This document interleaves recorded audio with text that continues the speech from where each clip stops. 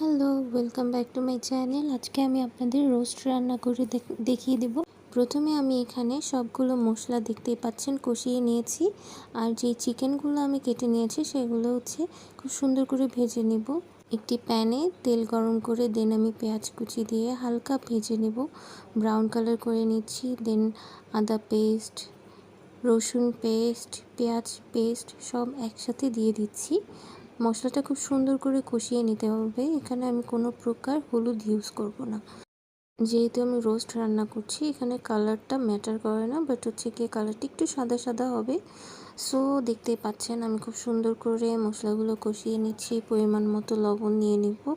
সব ইনগ্রিডিয়েন্টস যেভাবে আপনারা দেন ঠিক সেভাবে দিয়ে নেবেন।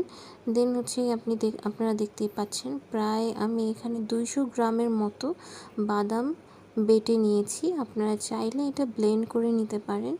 বাদামটা স্কিপ করা যাবে না, কারণ রোস্টের মেইন জিনিসটাই গিয়ে বাদাম। কারণ বাদামের ফ্লেভারটা যদি রোস্টে না আসে, রোস্টটা মজা হবে না। ওকে,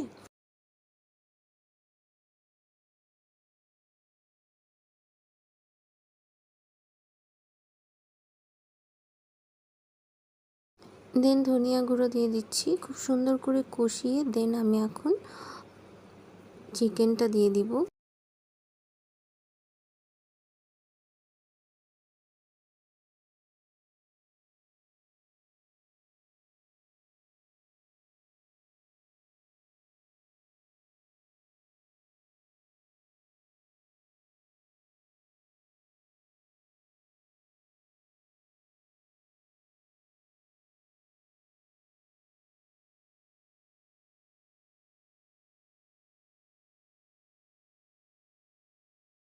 খুব সুন্দর করে চিকেনটা পুরোটাতে মশলা লাগিয়ে নিতে হবে।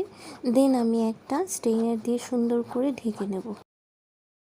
5 মিনিটের মতো এইভাবে মাংসটা সুন্দর করে কষিয়ে নেব। তাহলে রোস্টটা যখন তেল ছেড়ে দিবে মশলা থেকে, তখন গিয়ে রোস্টটা সুন্দর করে কষানো হয়ে যাবে। এখানে আমি টক দইটা পরে নিয়ে নিচ্ছি। আপনারা চাইলে পুরো সব প্রসেসিংয়ের ফার্স্টেই আপনারা দিয়ে নিতে পারেন।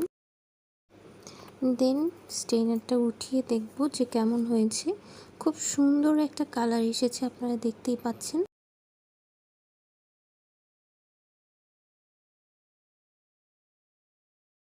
এখানে আমি রোস্টের মশলা আর সামান্য পরিমাণ চিনি নিয়ে নিচ্ছি। আপনারা চাইলে চিনিটা স্কিপ করতে পারেন।